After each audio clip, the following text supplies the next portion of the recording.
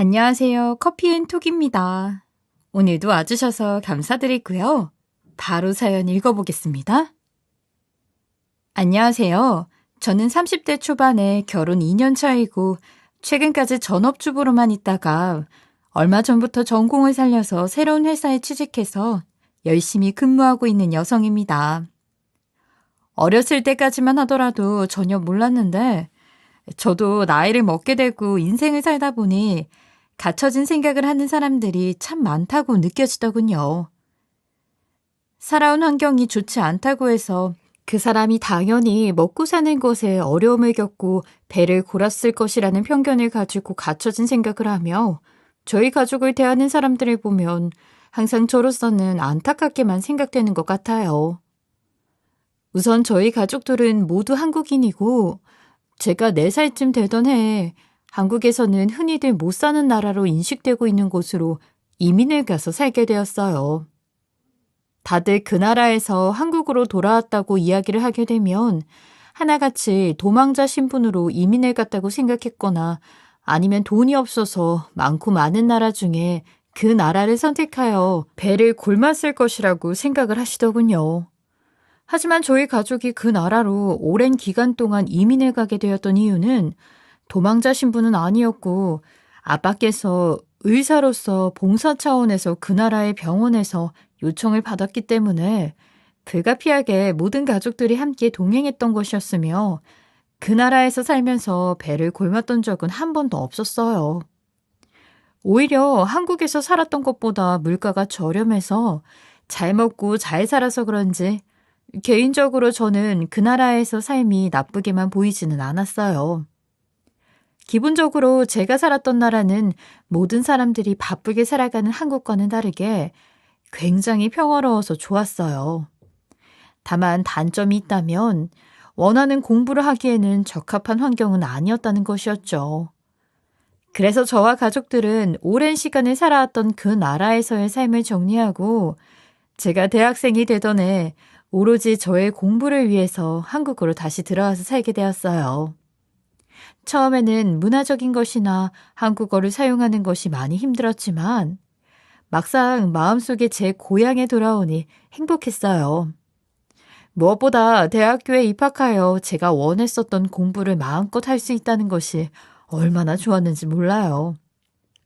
이뿐만이 아니라 대학교를 다니면서 좋은 친구들을 만날 수 있었고 대학교 졸업반 때 우연히 대학교 동기의 소개로 지금의 남편을 만날 수 있게 되었어요. 서로 통하는 것도 많았고 취미도 같아 남편과 함께 있다면 힘든 일상도 행복하다는 생각이 들었어요. 그리고 무엇보다 남편은 본인보다 다른 사람을 먼저 챙기는 편이었고 연애 기간 5년 동안 변하지 않는 믿음직한 모습을 보면서 앞으로 결혼이라는 제도에 제 몸을 던져보아도 오랫동안 행복할 수 있겠다는 생각이 들었어요. 그렇게 제가 결혼에 대한 확신을 가지고 있을 때쯤 남편도 슬슬 결혼 생각을 해야 할 때가 왔다고 보았던 것인지 데이트를 하다가도 종종 결혼에 대한 저의 생각을 묻는다던가 앞으로의 계획을 세운다던가 하는 행동을 자주 했어요. 당연히 저는 긍정적인 생각이 있었고 어차피 저희가 연애를 오랜 기간 해서 이미 양가 부모님께서도 저희 두 사람의 관계를 다 알고 계셨고 결혼을 추진하는 분위기가 자주 보였기에 저도 곧 결혼식장에 들어가겠다는 생각을 했었어요. 다만 어른들이 급하게 일을 서두르셔서 그런지 예상보다 꽤 빠르게 29살이 되던 해에 저희는 결혼식을 올리게 되었고 친정집과 시댁의 중간 지점에 신혼집을 얻어서 살게 되었어요. 당연히 사랑하는 사람과 한 집에서 같이 살게 되니 저는 앞으로 마음이 변하지 않고 행복하게만 살면 큰 문제가 없을 것이라고 믿었어요. 하지만 한국에는 이런 말이 있더군요. 잡은 물고기에게는 밥을 안 준다. 언제까지나 변하지 않을 줄 알았던 남편은 결혼식이 끝난 순간부터 제가 이제 잡은 물고기라서 그러는 건지는 몰라도 이전과는 다른 모습들이 종종 보였어요. 본인 마음에 들지 않는 일이 있다면 화를 버럭버럭 내는 것뿐만 아니라 주변 지인들이나 친척분들에게 소개를 할 때면 제가 못 사는 나라에서 왔다면서 은근히 비꼬는 행동을 하더군요. 그 모습을 보면서 저는 내가 그동안 알던 남편이 맞는 건가? 혹시 나한테 따로 가지고 있는 불만이 있는 건가? 하는 생각까지 들었어요. 괜히 남편과 신혼생활부터 싸우고 사이가 틀어지기 싫었지만 아무리 생각해도 본인 와이프를 이렇게 까내리는 것은 아니라고 보았으며 그래서 따로 나를 잡아 이 문제에 대해 자세히 이야기를 하기로 했어요. 당연히 남편은 초반에는 내가 뭘 그렇게 잘못했는데 따로 날까지 잡아서 이 문제에 대해 이야기를 하자고 난리야. 나 바쁜 사람이야. 알기는 알아? 라고 하면서 자리에서 벌떡 일어나 저에게 삿대질을 하더군요. 그래도 저는 눈 하나 꿈쩍하지 않고 이렇게 대답했어요. 부부 사이에 필요한 일이 있으면 이야기를 하고 개선해야 하는 것이 맞는 거지. 어떻게 내가 당신 기준에만 하나씩 다 맞춰가며 살아. 그리고 부부끼리 몇 분 이야기한다고 세상 안 망해. 아무리 바쁜 사람이라도 어쩔 수 없어. 결혼 생활 유지하고 싶으면 시간 내. 라고 했더니 결국 남편은 내가 졌다 하는 표정으로 알겠어. 그때 시시비비 다 가려보자. 라고 했어요. 누가 보면 부부끼리 레슬링이라도 한판 하는 줄 알겠더라니까요. 대화 한번 하는 게 뭐가 이렇게 힘들고 예약까지 잡아야 하는 건지 솔직히 말해서 멘탈이 무너졌어요. 그래도 언젠가는 한번 거쳐가야 하는 과정이고 부부끼리 서로 대화를 통해서 문제 해결을 잘 해야만 같이 살 수 있을 것 같아서 이야기를 하기로 한 날에 나름대로 와인도 준비하고 맛있는 음식도 차려놓았죠. 곧이어 남편이 들어왔고 저희는 눈앞에 놓여있는 문제에 대해 자세히 이야기를 나누어 보았어요. 특히 제가 못 사는 나라에서 왔다라고 해서 무시하는 듯 이야기를 하지 말아달라고 이야기를 했더니 남편은 황당한 표정을 짓고는 이렇게 대답을 하더군요. 너 진짜 생사람 잡는데 뭐 있는 것 같다? 내가 언제 못 사는 나라에서 왔다고 해서 너를 비웃고 무시하는 듯 이야기를 했는데 내가 뭐 없는 말 지어내서 한 말도 아니고 있는 그대로 이야기했던 건데 왜 너 혼자만 예민 반응인지 모르겠네. 이렇게 당당하게 자신은 잘못이 없다며 이야기를 하는 남편을 보니 오히려 제가 기가 찼어요. 뭐? 예민 반응? 가슴에 손을 대고 양심 좀 체크해봐. 당신 만나는 사람마다 나를 인사시킬 때 말끝마다 못 사는 나라에서 살다 왔다면서 비웃듯이 무시하며 이야기했잖아. 마치 내가 도망자라도 된 듯 그렇게 이야기하는데 기분이 안 나쁘면 그게 더 비정상인 거 아니야? 라고 이야기를 했더니 남편은 한동안 말이 없더니 결국 꼬랑지를 내렸어요. 그래, 의도치 않게 내가 당신을 무시했나 보네. 미안하다. 조심할게. 당연히 저는 이 일을 기점으로 해서 남편이 본인 기분에 따라 화를 낸다거나 아니면 못 사는 나라에서 왔다고 해서 비꼬거나 무시를 하는 등의 행동을 하지 않을 것이라고 생각했어요. 하지만 저의 예상과는 다르게 정말 효과는 그때뿐이더군요. 아니 오히려 남편을 넘어서 시어머니까지 시간이 지날수록 못 사는 나라에서 왔다는 이유만으로 저와 친정가족을 무시하고 비꼬는 행동이 보였어요. 아무래도 시댁과 30분 정도 거리에 위치한 신혼집에 살다 보니 저희 부부는 종종 시댁에 방문해서 밥을 먹기도 하는데 그동안 저희 친정 부모님에 대한 이야기를 잘 하시지 않았던 시부모님께서 갑자기 저에게 이런 질문을 하셨어요. 얘 며느라가 내가 결혼 전에는 어차피 친정부모가 한국에 있다고 하니까 크게 신경을 안 썼었는데 네 남편한테 들어보니까 네가 살다 온 나라가 그렇게 못 사는 곳이었다면서? 그리고 전염병이 많이 도는 곳이라고 하던데 혹시 너도 아무도 모르는 전염병이 있는 거 아니니? 정말 당황스러웠어요. 지금까지 그 나라에서 왔다는 이유만으로도 남편한테 도망자 아니냐며 무시를 당했었는데 이제는 시어머니까지 그동안 한마디도 없으시다가 갑자기 전염병에 대한 문제를 짚고 넘어가시려고 하더군요. 약속을 지키지 않은 남편에게도 화가 났지만 시어머니의 말씀에 저는 도저히 참을 수 없어서 이렇게 대답해 줬어요. 어머니께서 지금 어떤 생각을 하고 계시는 건지 저도 대충 짐작하고 있는데 아무리 못 사는 나라라고 하더라도 저희 가족들은 그 나라에서 부자들만 사는 동네에 거주했었고요. 또 알고 계시는 것처럼 저희 아빠께서는 직업이 닥터이신데 어떻게 제가 전염병 문제를 가지고 있겠어요. 그 나라에서도 주기적으로 병원에서 검사받고 확인하고 다 했으니까 걱정 마세요. 라고 하면서 나름 단호하게 대처를 했으나 시어머니께서는 그래도 못 믿겠다고 하시면서 이렇게 이야기를 하셨어요. 아이, 네 아빠가 의사이신 거는 나도 알고 있지만 그 나라에서 근무를 했다고 하는 거 보면 실력이 그렇게 좋은 것도 아닌 것 같다. 또 그 나라가 못 사는 나라이고 의료 강국도 아닌데 아무리 검사를 했다고 한들 꼼꼼하게 하기는 했겠니? 앞으로 너희 부부 아이도 낳아야 하는데 혹시라도 그 문제로 아이를 낳지 못하게 되면 이건 누가 책임을 질 거니? 너희 부모가 책임을 지니? 제가 왜 이런 이야기를 듣고 있어야 하는 건지, 그리고 이런 취급을 당해야 하는 건지 우울했어요. 마치 제가 이방인이 된 듯한 느낌이 들었고, 또 어울리지 않는 곳에 시집을 온 것 같아서 후회가 되었습니다. 그렇지만 이미 저는 시댁의 며느리가 되었고, 저에게는 시간을 되돌릴 수 있는 능력은 없으니 제 앞에 놓인 문제를 직접 해결해야만 했어요. 결혼 초부터 시어머니께 이렇게까지 말씀을 드리고 싶지는 않았고 친정 부모님께서는 항상 어른들께 예의를 지켜서 이야기해야 한다고 말씀을 해주셨지만 그래도 이번 일만큼은 그냥 넘어갈 수가 없었어요. 그래서 시어머니 말씀에 이렇게 대답을 했죠. 어머니, 저희 아빠 실력 좋은 의사예요. 한국 대학병원에서 모든 과정 다 마치신 후 봉사 차원에서 그 나라 병원에 요청을 받고 이민을 결정하셨던 것이고요. 저희 가족 의사인 아빠가 계셔서 잔병 치레 한 번 없이 잘 살 수 있었고 제가 살다 온 나라도 의료 강국은 아니지만 의료기기 모두 다 보유하고 있었습니다. 또 아빠가 그 병원 의사인데 다른 사람들이 저희 가족을 설렁설렁 받겠어요?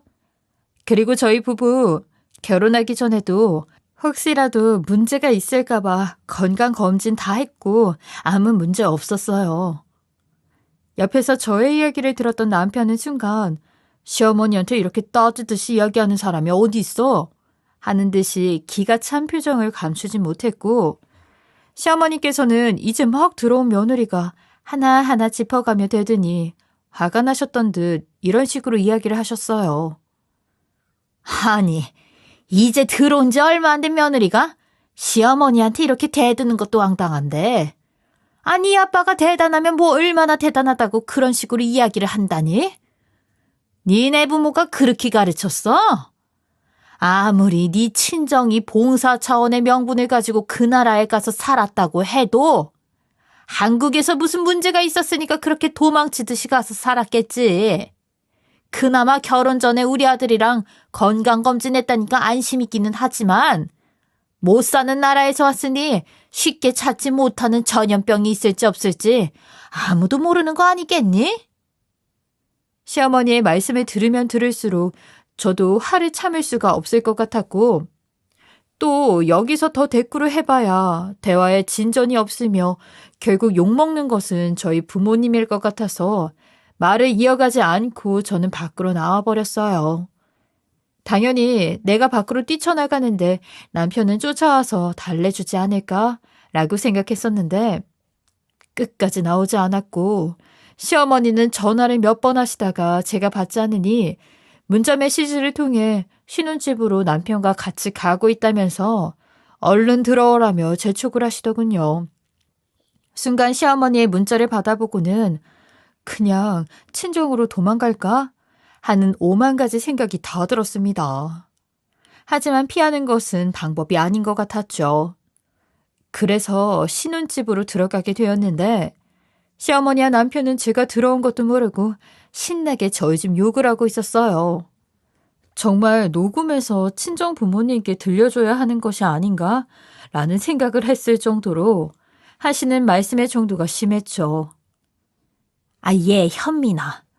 아무리 봐도 네 와이프 잘못 들인 것 같다. 아, 결혼할 때는 어디서 살았는지가 크게 중요하지 않을 것 같아서 바로 허락했는데, 아, 어디서 배워먹었는지 저렇게 바락바락 대드는 것을 보니 오만가지 정이 다 떨어지더라. 저도 요즘 와이프가 심하다고 생각하고 있어요. 결혼 초반에 이것저것 부딪힐 수 있다고 친구놈들이 이야기하더니 저번에 와이프랑 대화를 해보니 교육 좀 시켜야겠다는 생각이 들더라고요. 조금만 기다려요, 엄마. 내가 잘 교육시킬 테니. 그럼 최소한 시어머니한테 대들지는 않겠지. 아니, 제가 무슨 집에서 키우고 있는 애완견도 아니고 돈 주고 사온 것도 아닌데 교육을 시킨다니요. 어이가 없어서 헛웃음이 나오더군요. 그래도 끝까지 두 사람이 무슨 말을 하는지 확인해 봐야 할 것 같아서 일단 조용히 이야기를 더 들어보았어요. 그런데 그건 정말이냐? 못 사는 나라 살면서도 부유촌에 살았다는 건 말이야. 그 나라의 부유촌이 살면 얼마나 잘 사는지는 몰라도 이민권자가 그런 동네에서 자리 잡고 몇 년을 살았으면 이 나라에서도 의사로서 인정받고 있었던 게 아닌가 싶기도 하다. 아유, 엄마, 생각을 해봐요. 얘네 가족이 그 나라에서 아무리 부유촌에서 살았다고 한들 거기서 인정받아서 못 쓸모가 있다고요. 환율이 몇 배나 차이가 나는데 그냥 한국에서 나갈 때 돈 몇 푼 가지고 가서 그 나라에서 좋은 동네 살았던 거겠죠. 그런가? 그래도 아빠가 의사씩이나 된다는데 가지고 있는 재산 이런 거는 따로 없나? 에휴, 이왕 의사집 며느리를 볼 거면 제대로 된 사람을 골라서 선택했어야 하는데 혹시라도 재산 조금이라도 있으면 얼른 네 걸로 만들어라. 알았지? 그게 다 남는 장사인 거야. 알았어요, 엄마. 근데 결혼할 때 보니까 재산이라고는 집밖에 없어 보이던데. 미라도 따로 재산에 대해 이야기는 안 하더라고요. 혹시 있으면 어떻게든 제 걸로 만들 테니 걱정 마세요. 그러렴. 그러고 보니 얼마 전에 네 와이프 아빠가 병원을 차렸다고 들었던 것 같은데. 병원도 가족 할인 뭐 이런 거 있다면서.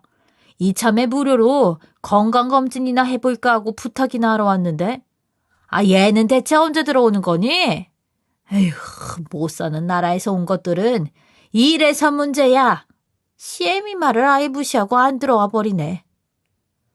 모든 이야기를 듣고 저희 집안을 아주 무시하고 하대하는 것 같아서 속에서는 천불이 났지만 일단 여기서 아는 척을 하면 제가 이야기를 엿들었다는 것이 밝혀지니 모르는 척하면서 집 안으로 들어갔어요. 당연히 시어머니랑 남편의 시선이 저에게로 꽂혔고 곧바로 부엌에 있는 식탁에 앉아보라면서 자꾸만 재촉하셨어요.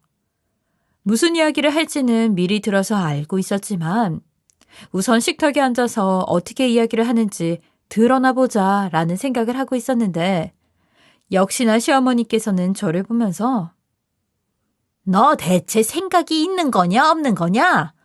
어디 감히 며느리가 시댁에서 이 시애미랑 대화를 하다가 밖으로 뛰쳐나가. 너는 이게 말이나 되는 일이라고 생각하냐? 네 엄마가 이렇게 가르쳤어? 이 순간 저는 화를 내야 하나 아니면 꼬랑지를 내리고 모르는 척 살랑거리며 죄송하다고 하고 마무리하는 것이 좋은 방법인가 하는 등 오만 가지 생각을 했던 것 같아요. 하지만 아무리 고민해봐도 제가 이런 취급을 받을 이유는 없는 것 같았어요. 그래서 저는 지지 않고 시어머니와 제 2차전을 시작했죠. 아니요, 어머니. 저희 엄마께서는 불합리한 일에는 확실하게 생각을 이야기하라고 가르쳐 주셨어요. 저는 그대로 하고 있는 중이고요. 물론 대화 중에 갑자기 뛰쳐나간 것은 죄송합니다만 어머니께서 먼저 전염병 이야기부터 못 사는 나라에 와서 이런 대우를 받는 것처럼 이야기하셨잖아요. 그래서 저는 부당하다 느꼈고 엄마께서 가르쳐 주셨던 것처럼 행동한 것뿐입니다. 시어머니께서는 제가 이렇게 이야기를 하니 할 말을 잃으셨는지 한동안 이야기를 하지 않으시다가 결국에는 다 맞는 말이라고 생각했던 것인지 에휴, 됐다. 아, 외국에서 살고 왔다고 하면서 한국말을 뭐 이렇게 잘해? 내가 너랑 무슨 말을 하겠니? 그리고 나중에 네 친정엄마한테 전화해서 한 소리 하라고 하는 것이 낫겠다. 라고 하시면서 얼른 마무리를 하려고 하셨어요. 그리고 저에게 원래 여기서 꺼내려고 했던 건강검진에 대한 이야기를 하셨죠. 예, 네 친정아버지 이번에 대학병원이랑 연계해서 병원 오픈했다면서? 아이, 거기서 건강검진도 가능하다고 들었던 것 같은데. 이번에 거기서 나 건강검진 좀 하게 예약 좀 해다오. 당연히 시어머니라고 한다면 저희 아빠 병원에서는 무료로 건강검진을 진행할 수 있을 것이고 필요하다면 연계된 병원을 통해서 가족 할인도 가능하겠지만 솔직히 이런 대우를 받고 살고 있는데 시어머니 건강검진을 무료로 해줘야 할 이유를 모르겠더군요. 그래서 저는 아버지 병원에 예약할 때는 하더라도 한마디는 해야 할 것 같은 생각에 이렇게 대답을 했어요. 어머니, 아까 저한테 저희 아빠 실력을 못 믿는다고 이야기하시지 않으셨나요? 근데 왜 믿을 만한 실력을 갖추지도 않은 저희 아빠 병원에서 건강검진을 하세요? 그냥 믿을 수 있는 대학병원으로 가셔서 하시면 될 것 같은데요. 그랬더니 시어머니께서는 순간 아차 싶으셨던 것인지 당황하셨지만 방귀 낀 놈이 성낸다는 말이 있는 것처럼 오히려 저에게 화를 내시더군요. 아니 내가 뭐 너희 아빠한테 치료를 받으러 가는 것도 아니고 건강검진을 받겠다는 건데 뭐 이리 쉽게 해주는 법이 없어. 어차피 너희 아빠가 처음부터 끝까지 에스코트 해줄 것도 아니고 가면 거기 있는 간호사며 다른 의사들이 해줄 거 아니니? 아니지. 그 나라에서 왔으면 병원 크기도 작아서 다른 의사가 없겠구나. 끼케야 간호사 몇 명이나 되겠네. 어찌됐건 얼른 네 아빠한테 전화해서 건강검진 예약한 후 그 날짜 알려줘라. 정말 기가 막히더군요. 지금까지 시어머니가 저희 아빠에게 하신 말이 있는데 어떻게 에스코트 이야기를 하실 수가 있나요? 그래서 저는 더 이상 대꾸하지 않고 옆에 가만히 앉아있는 남편에게 이렇게 이야기를 했죠. 당신은 왜 가만히 있어? 이 상황이 불합리한 것이라는 거 당신도 다 알고 있지 않아? 나는 우리 아빠한테 전화해서 미주알 고주알 이런 일 다 털어놓고 싶지 않으니까 필요하면 당신이 직접 전화해서 말씀드리고 예약 잡으면 되겠네. 라고 하면서 그냥 방으로 들어가 버렸어요. 저는 남편이 그동안 했던 짓이 미안해서라도 친정 아빠한테는 연락을 할 수 없을 것이라고 생각했어요. 하지만 정말 피는 못 속인다고 남편은 시어머니와 똑같이 양심이 없었어요. 저와 친정부모님을 욕보여놓고 진짜로 아빠에게 전화를 해서 예약을 잡았던 것인지 저에게 아빠께서 전화를 하셨어요. 딸, 사위한테 전화 받았다. 이번에 안사돈께서 건강검진을 받고 싶으시다고 이야기하셨다면서? 예약 날짜 문자로 보내줄 테니까 보고 오시라고 해라. 좋은 코스로 꼼꼼하게 봐드릴 테니까 걱정하지 말고. 그리고 이런 일이 있으면 남편을 시키지 말고 며느리인 우리 딸이 나서서 전화해야 점수를 따져해. 다음번에는 꼭 네가 아빠한테 전화를 해라. 알았지? 아빠와 이런 내용으로 전화를 하는데 울컥하더군요. 지금 시댁에서 어떤 대우를 받고 있는지도 모르고 안사돈이라고 꼼꼼하게 좋은 코스로 진행할 테니 오라고 하시는 것을 보고 지금까지 있었던 일 하나하나 다 말씀드려야 하나 고민했었어요. 하지만 저희 아빠께서 속상하실 것을 뻔히 아니까 쉽사리 입이 떨어지지 않더군요. 결국 시어머니께서는 신나서 남편을 데리고 친정 아빠 병원에 방문하셔서 건강검진을 진행하게 되셨는데 검진을 받으러 간 지 얼마 되지 않아 남편은 놀라서 저에게 전화를 하더군요. 어쩌면 당연한 결과라고 생각했어요. 왜냐하면 그동안 시어머니와 남편은 저희 가족이 못 사는 나라에서 왔기 때문에 돈이며 재산이 지금 부모님이 살고 계시는 집밖에 없을 것이라고 생각했으며, 그렇기에 당연히 저희 아빠가 개원한 병원이 그냥 동네에서 흔히 볼 수 있는 한 칸짜리 공간이라고만 판단하셨으나, 이번에 저희 아빠가 개원한 병원은 대학병원급은 아니지만 건물 하나를 통째로 사용하고 나름 입원실도 있는 곳이었기 때문이었어요. 남편은 갑자기 전화해서는 이렇게 이야기를 하더군요. 아이, 여보, 장인어른이 개원하셨다는 병원 이렇게 큰 걸 왜 얘기 안 했어? 아, 내가 남편인데 진작에 이야기했어야지. 놀랐잖아. 아까 장인어른한테 살짝 여쭤보니까 이 건물도 당신네 집 명이라고 하던데 맞아? 저는 남편의 이런 말투와 행동이 가식적으로만 느껴졌습니다. 제가 별다른 이야기를 하지 않고 묵묵부답으로 있으니 남편의 옆에 있던 시어머니께서도 신나서 한 말씀 하시더군요. 그래 며느라가 이렇게 큰 병원인데 왜 여태 얘기를 안 했어? 미리 이야기해줬으면 너도 나도 마음고생 안 하고 좋았을 텐데. 우리 며느리 역시 입이 무겁다니까. 근데 이런 건물은 얼마나 있어야 살 수 있다니? 너무 크고 좋다. 우리 집도 건물 하나 가지고 있으면 소원이 없겠네. 시어머니께서는 병원의 크기를 보시고 급하게 저를 칭찬해서 며칠 전에 있었던 일을 무마하고 어떻게 해서든 자신이 건물에 관심이 있다는 표현을 했어요. 하지만 저는 두 사람의 속이 훤히 보여 천불이나 전화를 그냥 끊어버렸어요. 몇 시간 후 남편이 시어머니를 모시고 신혼집으로 들어왔고 당연히 저희 아빠 병원에 대해서 신나게 이야기를 하실 것으로 생각했는데 분위기가 약간 이상했어요. 그래서 처음에는 두 사람이 또 아빠 앞에서 실수를 했나? 라는 생각을 했었는데 나중에 친정아빠한테 전화를 받아보니 시어머니가 건강검진 결과가 안 좋다며 암이 의심된다고 하는 겁니다.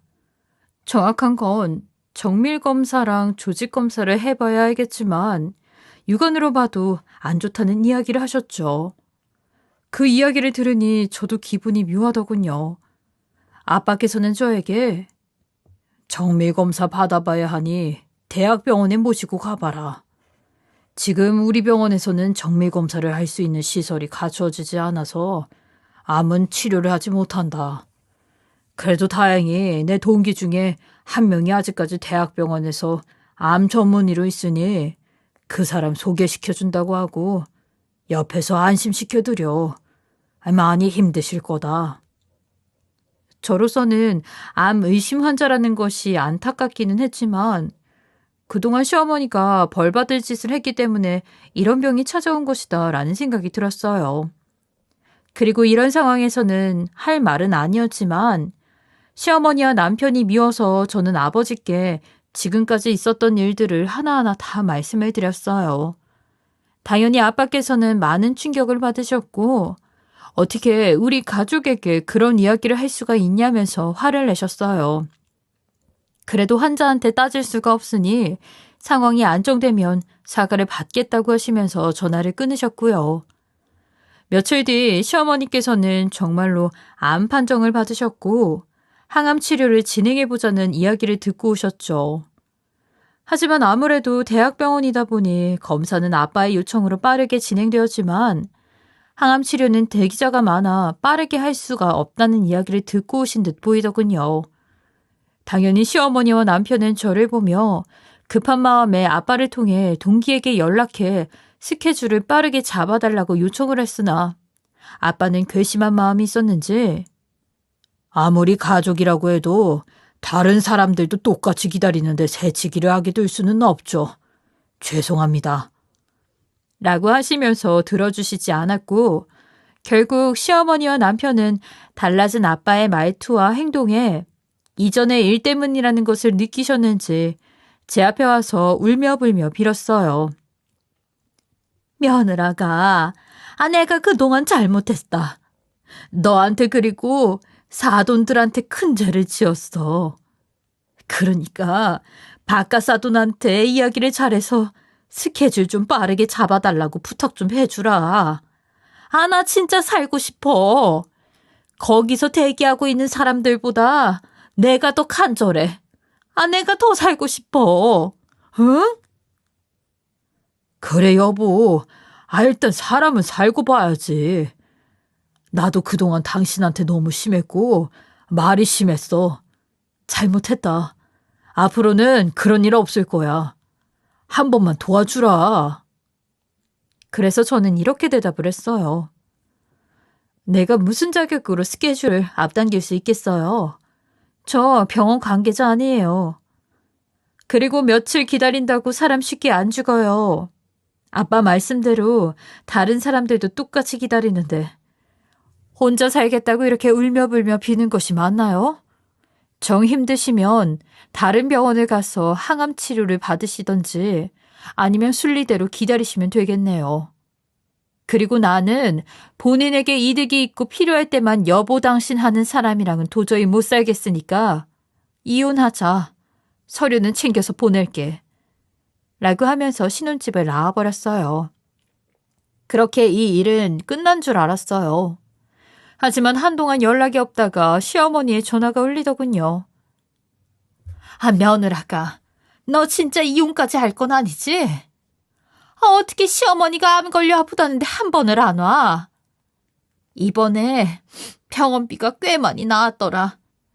아마도 현민이가 크게 부담을 해야 할 것 같은데 너희 집에서 조금만 도와주면 안 될까? 이대로 가다가는 돈 없어서 치료를 못할 판이야. 아, 내가 앞으로 잘할 테니까 우리 한 번만 봐주라. 응? 정말 기가 막혔어요. 하지만 저는 남편에게 이미 마음이 떠났고 굳이 도와줄 이유가 없어서 끝까지 거절을 했어요. 당연히 시어머니가 돈을 받는 것에 실패하자 남편도 몇 차례 전화가 왔지만 받지 않았더니 결국 포기한 건지 그 이후로는 연락이 안 왔어요. 나중에 아픈 친구분에게 소식을 듣게 되었는데 이전 시어머니는 다른 사람들처럼 순서를 기다려서 지금은 항암을 받으며 치료를 하고 있다고 했어요. 그래도 다행히 심각한 수준은 아니어서 경과는 좋은 편이었고 전 남편은 병원비를 감당하기 힘들어서 회사에서 퇴근하면 대리운전까지 하며 감당하고 있다고 해요. 이런 두 사람의 모습을 보며 저는 사람 인생 정말 어떻게 바뀔지 모른다는 것을 확실하게 느끼게 되었습니다. 저도 저희 부모님도 이전 시댁과의 일 때문에 상처를 많이 받았지만 그래도 시간이 지나다 보면 자연스럽게 치유가 되지 않을까 싶네요. 제 이야기가 제 살을 깎아먹는 이야기인 줄 알지만 그래도 저와 같은 일을 겪지 않으셨음 하는 마음에 욕 먹을 거 알지만 해보았습니다. 보잘것없는 제 이야기 들어주셔서 감사하고요. 다가오는 가을을 지나치지 마시고 온전히 다 느끼시고 보내시길 바랍니다. 감사합니다. 지금까지 커피앤톡이었습니다. 오늘도 끝까지 함께 해주셔서 감사하고요. 저는 다음 영상으로 또 찾아뵙겠습니다.